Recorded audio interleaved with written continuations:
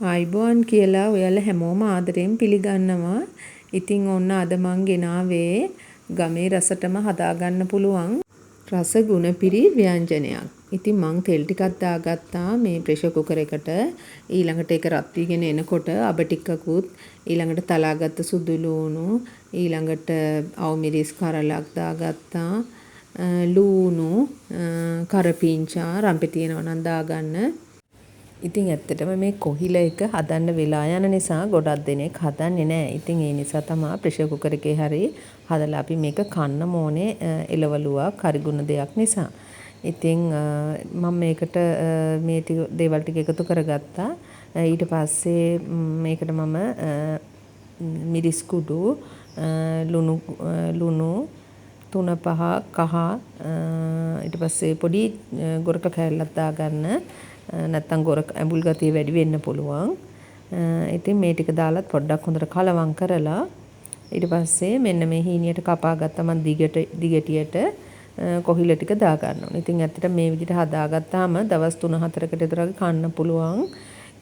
Fridge එකේ දාලා තියාගත්තා නම් එයා ටයිට් කන්ටේනර් එකට අවශ්‍ය ප්‍රමාණය එළියට අරගෙන රත් කරලා මේ කූල්නස් එක යනකම් තියලා ඊට පස්සේ රත් කරලා වෙල්ලා කන්න පුළුවන්. ඉතින් ඇත්තටම මේක හොඳයි මේ කොන්ස්ටිපේට් වෙන අයට නේද ටොයිලට් යන්න නැතුව බඩ වේලන අයට ඒ වගේ මේ හොඳම කෑමක් තමයි මේ කොහිල කියන්නේ. ඉතින් අපි මේව හදලා කන්න ඕනේ.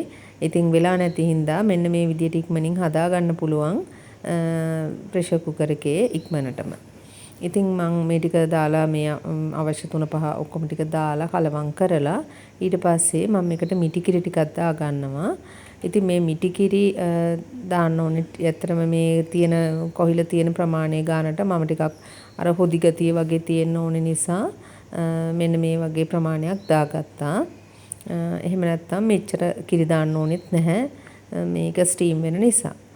ඊට පස්සේ මම මේක වහලා තැම්බෙන්න තිබ්බා. මේක විසිල් 3ක් විතර යනකම් තැම්බුවා. මොකද මේක ගොඩාක්ම මෝරපු කොහිල එකක් නෙමෙයි. ගොඩක් මෝරලා නම් ඉතින් විසිල් 5ක්වත් යනකම් තියන්න වෙයි. ඉතින් මම හිතනවා මේක මේ විදියට හරි අපි හදලා කන්න ඕනේ මේ දේවල් කියලා.